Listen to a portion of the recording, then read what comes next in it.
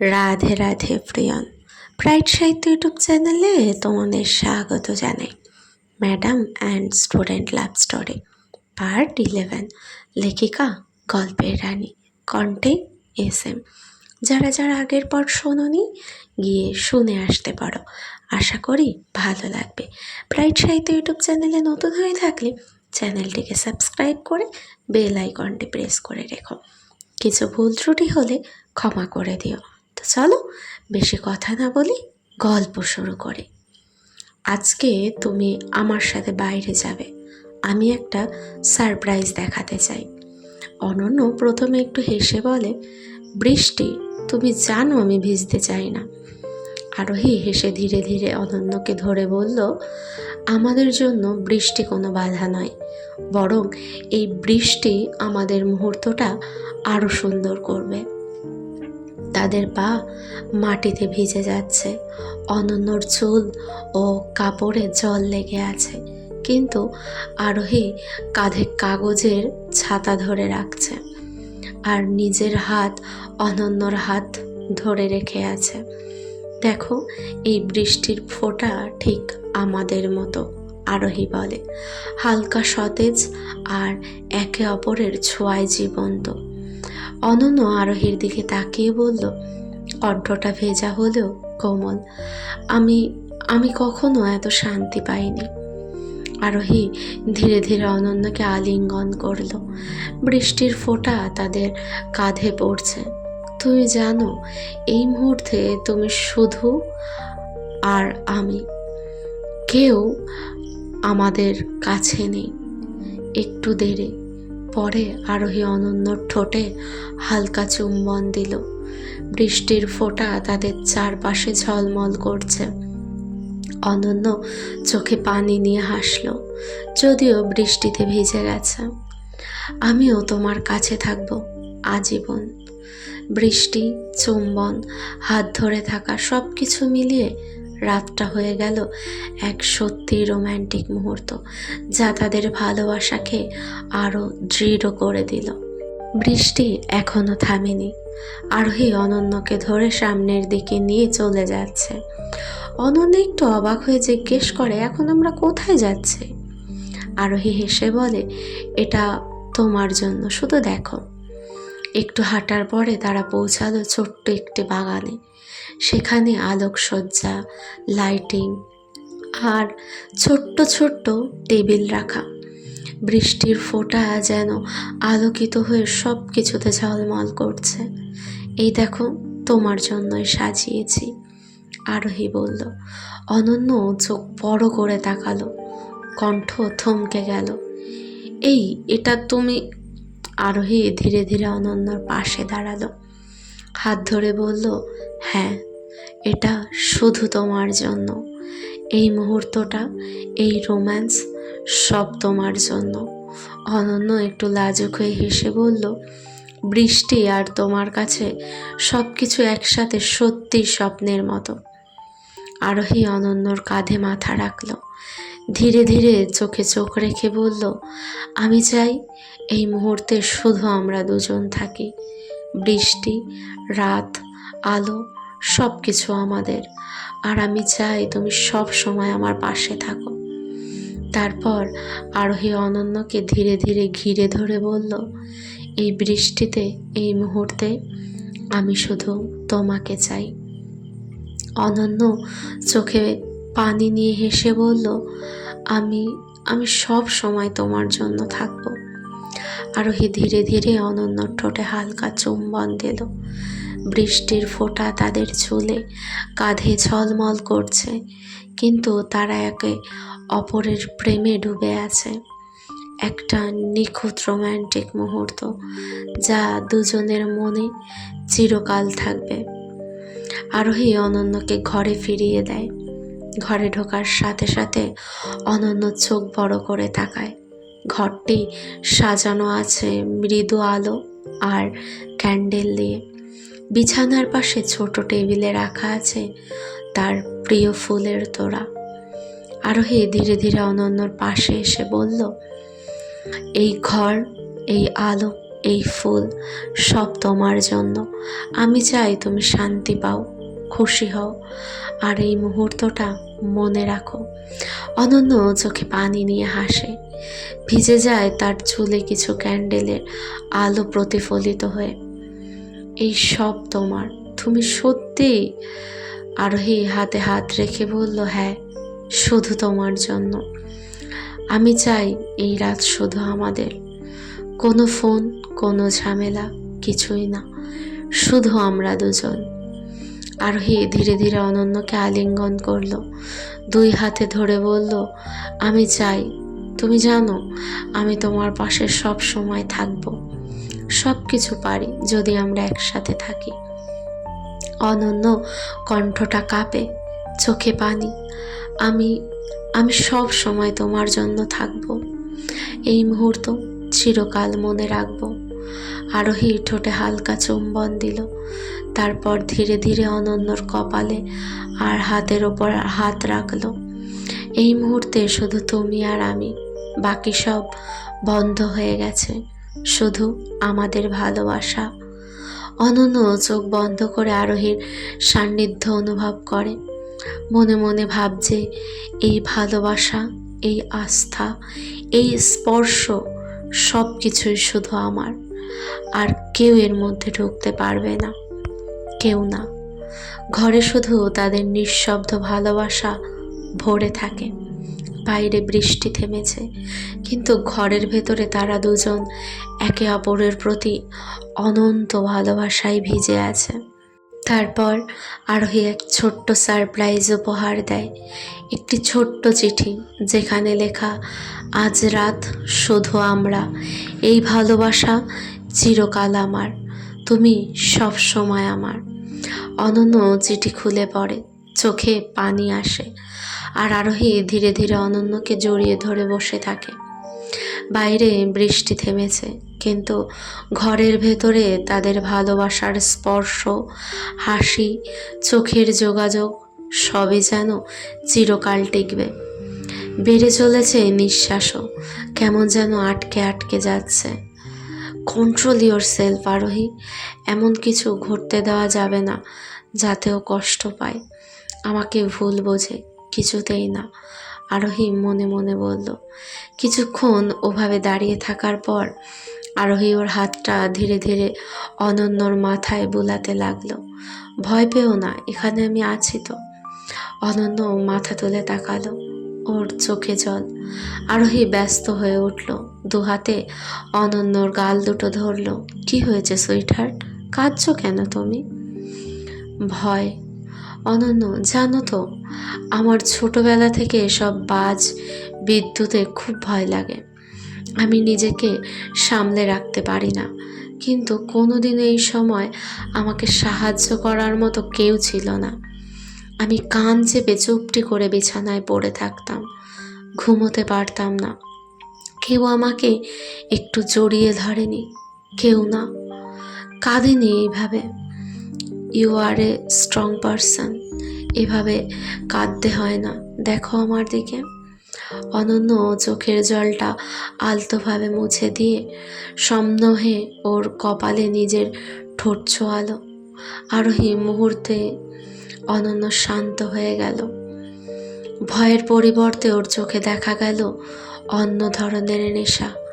ও একভাবে আরোহীর চোখের দিকে তাকিয়ে রইল, যার ফলে আরোহীও বাধ্য হলো নিজের চোখ সরিয়ে নিতে। আরোহীর হৃদযন্ত্রের ধুক ধুক আওয়াজ শুনতে পাচ্ছে অনন্য। ও সেখানেই মাথা রেখে আরোহীকে জড়িয়ে ধরে আছে।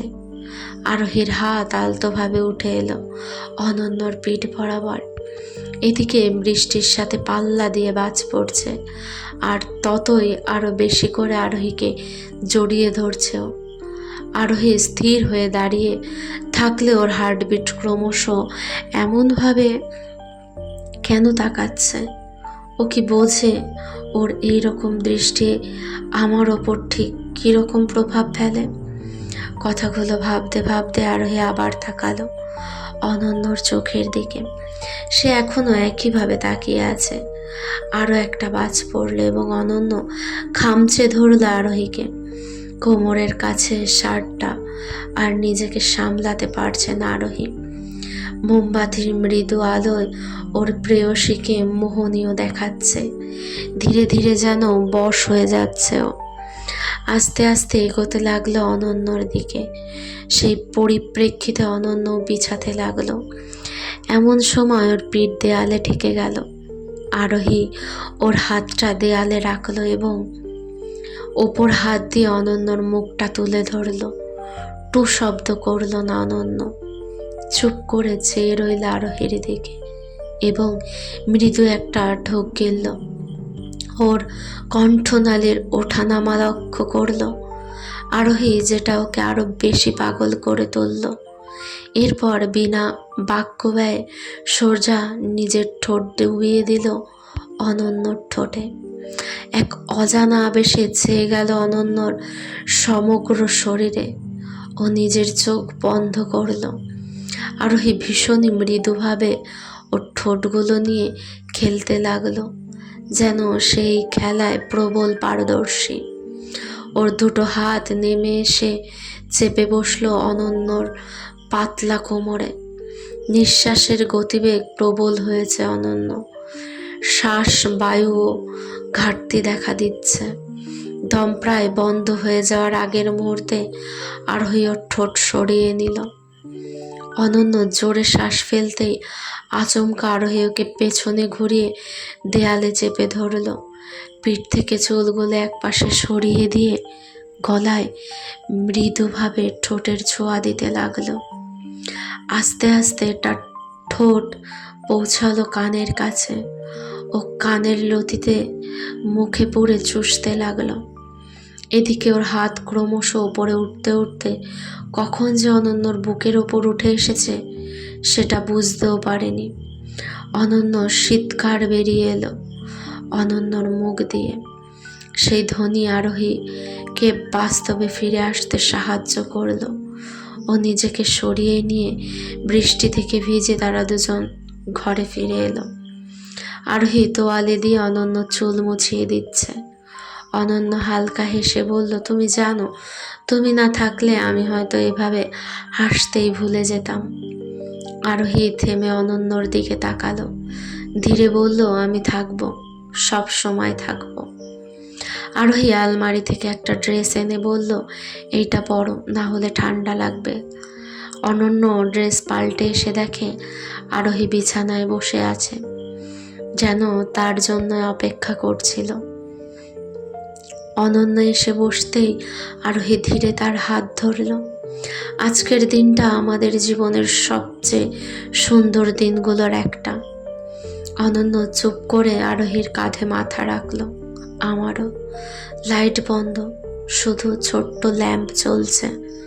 ঘরটা শান্ত। আরোহী ধীরে শুয়ে অনন্যকে নিজের কাছে টেনে নিল। অনন্য মাথা রাখলো আরোহীর বুকে। আরোহী তার চুলে হাত বুলিয়ে বলল, ঘুমিয়ে পড়ো, আমি আছি। অনন্য চোখ বন্ধ করার আগে ধীরে বলল, একটা কথা বলি। বলো। যদি কোনোদিন আমি দূরে চলে যাই, আমাকে খুঁজে নিও। আরোহীর সাথে সাথে তাকে আরো শক্ত করে জড়িয়ে ধরল। তুমি কোথাও যেতে পারবে না, কারণ তুমি আমার। তারপর ধীরে ধীরে দুজনেই একে অপরকে জড়িয়ে ঘুমিয়ে পড়ে। বাইরে আবার হালকা বৃষ্টি শুরু হয়, আর ঘরের ভেতরে শান্তি, ভালোবাসা আর দুজন মানুষের একসাথে ঘুম। পরের দিন সকালে সবাই অফিসে এসেছে। মিটিং, ফাইল, কাজ সব চলছে আগের মতো, কিন্তু আজ আরোহীকে খুব ক্লান্ত লাগছে।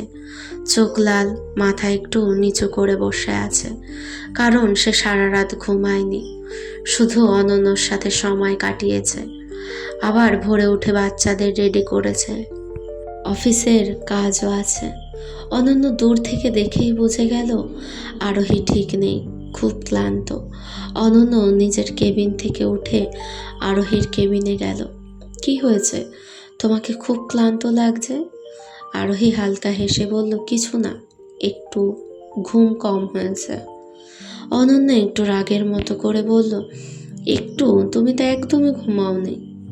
অনন্য টেবিলের ওপর থাকা ফাইলগুলো নিচের দিকে টেনে নিল। এগুলো আমি দেখছি, তুমি একটু রেস্ট নাও।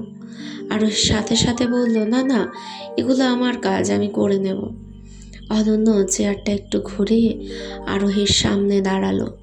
সব সময় সব কাজ তোমাকেই করতে হবে, এটা কে বলেছে? আরোহী চুপ, শুধু তাকিয়ে আছে। অনন্য ধীরে আবার বলল, তুমি শুধু আমার জন্য এত কিছু করো, আজ আমাকে একটু করতে দাও। অনন্য পিয়নকে ডেকে বলল, 1 কাপ কফি আনো।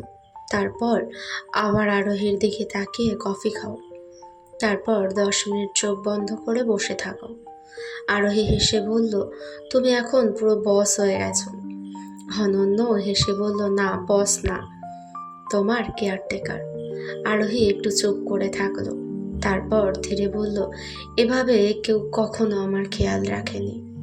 অনন্য আস্তে বলল, এখন থেকে রাখবো। কফি আসলো। অনন্য নিজের হাতে কাপটা আরোহীর দিকে এগিয়ে দিল। আরোহী কাপ নিতে নিতে অনন্যর হাতটা একটু ধরে ফেলল। Thank you. অনন্য হালকা হাসলো। থ্যাংক ইউ না, আমি আছি। তারপর অনন্য আবার বলল, চলো আজ লাঞ্চ আমরা একসাথে করব। আর আজ তুমি বেশি কাজ করবে না। আরোহী মাথা নেড়ে বলল, ঠিক আছে বস। দুজনেই হেসে ফেলল। অলি বুঝে গেছে সরাসরি অনন্যকে হারানো যাবে না। আরোহী অনন্যকে খুব বিশ্বাস করে, তাই তাদের আলাদা করতে হলে তাদের মাঝে ভুল বোঝাবুঝি তৈরি করতে হবে। একদিন অলি একটা ছেলেকে অফিসে নিয়ে আসে। ছেলেটার নাম অভি। স্মার্ট, শান্ত, ভালো কথা বলতে পারে, মানুষকে সহজে ইমপ্রেস করতে পারে। অলি অভিকে আগে থেকেই সব বুঝিয়ে দেয়, তোমার কাজ শুধু একটাই, অনন্য ম্যামের কাছাকাছি থাকবে, হেল্প করবে, ফ্রেন্ড হবে, তারপর ধীরে ধীরে ওর লাইফে ঢুকে পড়বে, বাকিটা আমি সামলাবো। অভি একটু হেসে ফেলল, মানে প্রেমের নাটক করতে হবে। অলি ঠান্ডা গলায় বলল, নাটক না, ওকে কনফিউজ করতে হবে যাতে আরোহী ভুল বোঝে। অভি বলল, ঠিক আছে, কাজ হয়ে যাবে। অফিসে অভির জয়েন। পরের দিন অফিসে অলি সবাইকে বলল, এই হলো অভি, আজ থেকে আমাদের কোম্পানিতে কাজ করবে। ইসিও ম্যাম অনন্যর আন্ডারে কাজ শিখবে। অনন্য হালকা হেসে বলল, ওকে, আমার সাথে কাজ করবে, তাহলে অনেক কাজ শিখতে হবে। অভি ভদ্রভাবে বলল, আমি শিখতে প্রস্তুত ম্যাম। দূর থেকে অলি দাঁড়িয়ে সব দেখছে, তার মুখে হালকা হাসি। গেম শুরু হলো। অনন্য ধীরে ধীরে প্ল্যান শুরু করলো। অভি সব সময় অনন্যর সাথে কাজ করে, ফাইল নিয়ে আসে, কফি এনে দেয়, মিটিংয়ে পাশে বসে, সব সময় বলে, ম্যাম আপনি না থাকলে আমি কিছুই শিখতে পারতাম না। অনন্য প্রথমে শুধু স্টাফ হিসেবে দেখে, কিছু বোঝে না। একদিন অভি বলল, ম্যাম একটা কথা বলবো, আপনি শুধু ভালো বস না, খুব ভালো মানুষ। অনন্য একটু অবাক, ধন্যবাদ, কিন্তু কাজের দিকে ফোকাস করো। দূর থেকে অলি সব দেখছে। এদিকে আরোহী অফিসে ফ্লোরে এসে দেখে অনন্য আর অভি একসাথে ল্যাপটপ দেখে কাজ করছে। অভি কিছু বলছে, অনন্য হেসে ফেলল। আরোহী দাঁড়িয়ে দেখে, তার ভেতরে অদ্ভুত একটা অনুভূতি হলো, হালকা জেলাসি। সে কিছু না বলে কেবিনে চলে গেল নিজে। অভির মনে সত্যি অনুভূতিতে শুরুতে অভি শুধু অলির প্ল্যান অনুযায়ী অনন্যর কাছে আসতে, কাজ, ফাইল, কফি, মিটিং সব কিছুতেই অনন্যর পাশে থাকতো। কিন্তু কয়েকদিন পরে অভি বুঝতে পারল অনন্য অন্যরকম। সে স্টাফদের সাথে ভালো ব্যবহার করে, নিজের কাজ নিজে করে, ভুল হলে রাগ না করে বুঝিয়ে দেয়, সবাইকে রেসপেক্ট করে। একদিন রাতে অফিসে শুধু অনন্য আর অভি কাজ করছিল, একটা প্রজেক্ট শেষ করতে হবে। অভি বলল, ম্যাম আপনি এত কাজ করেন, ক্লান্ত লাগে না?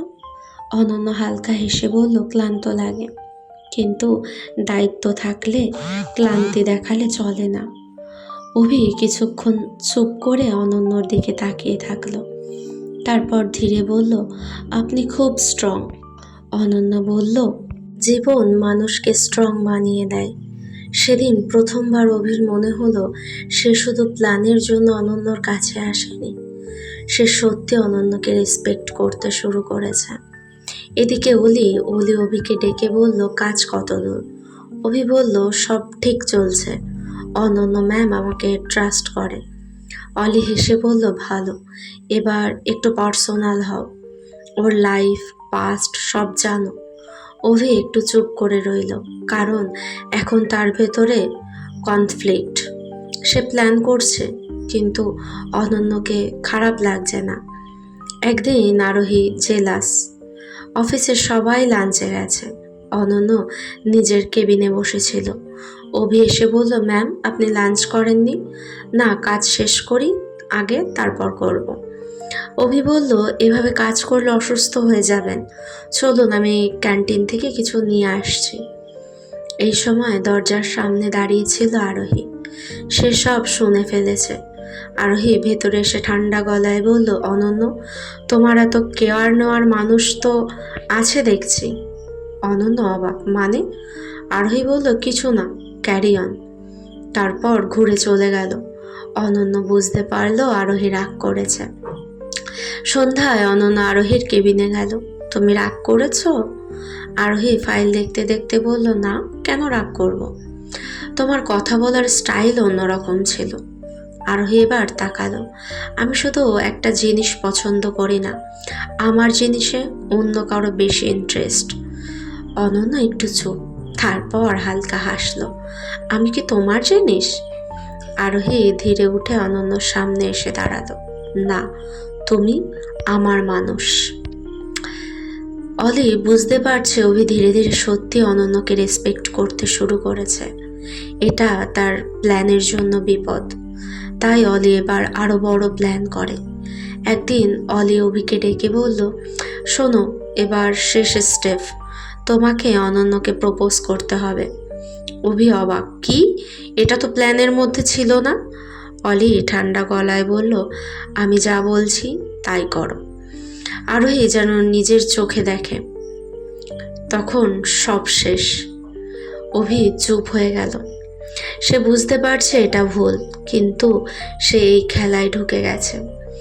প্রপোজ করার দিন, সেদিন অফিসে সবাই প্রায় চলে গেছে, শুধু অনন্য কাজ করছে কেবিনে। অভি দরজায় নক করলো, কামিন। অভি ভেতরে ঢুকে একটু নার্ভাস হয়ে দাঁড়ালো।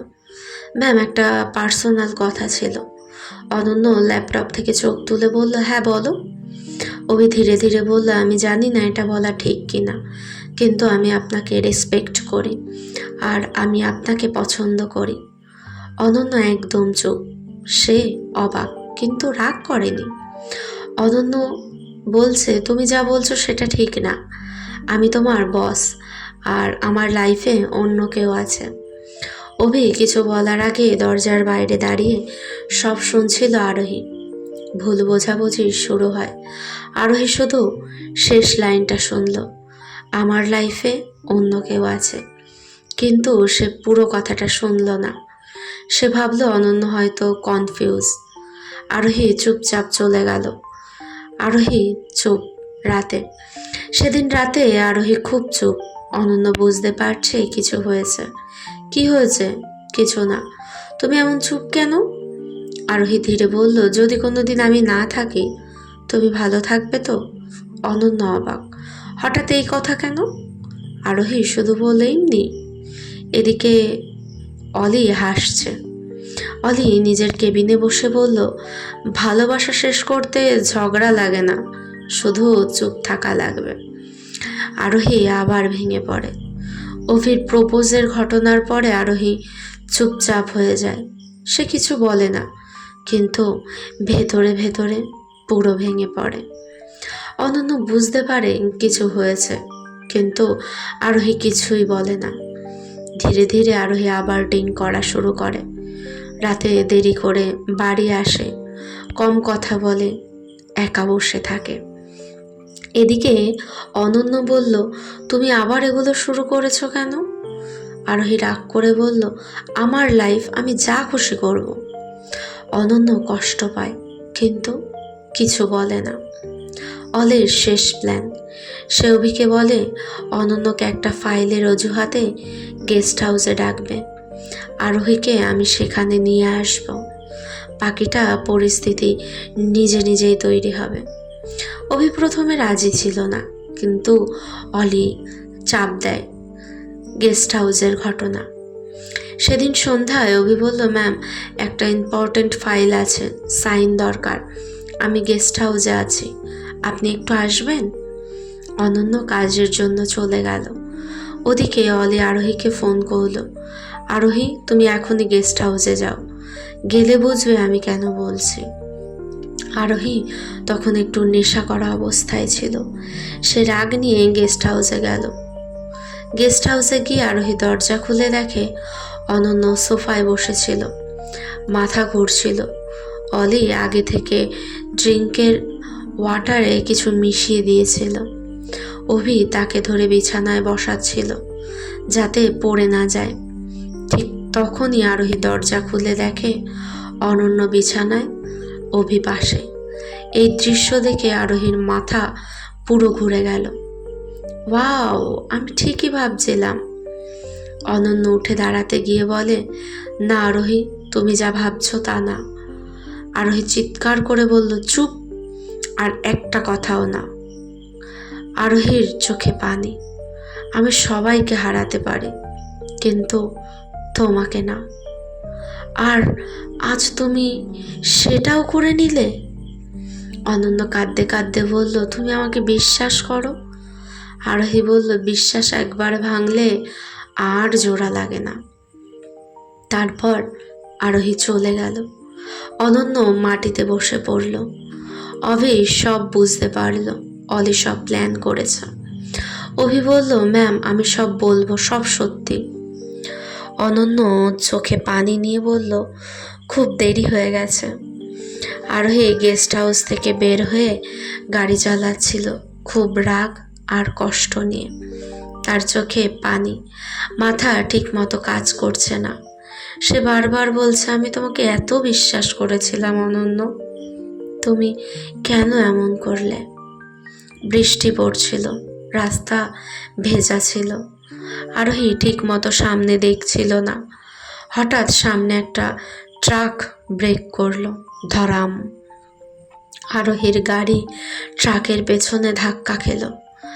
হাসপাতালে রাতে অনন্য খবর পেল, ম্যাম আরোহী ম্যামের অ্যাক্সিডেন্ট হয়েছে। এই কথা শুনে অনন্যর হাত থেকে ফোন পড়ে গেল। সে দৌড়ে হাসপাতালে গেল, আইসিইউর বাইরে দাঁড়িয়ে কাঁদতে লাগলো, ডাক্তার প্লিজ ওকে বাঁচান। ডাক্তার বলল, মাথায় আঘাত পেয়েছে, কিন্তু আমরা চেষ্টা করছি। অনন্য আইসিইউর বাইরে বসে শুধু বলছে, সব আমার জন্য, সব আমার জন্য।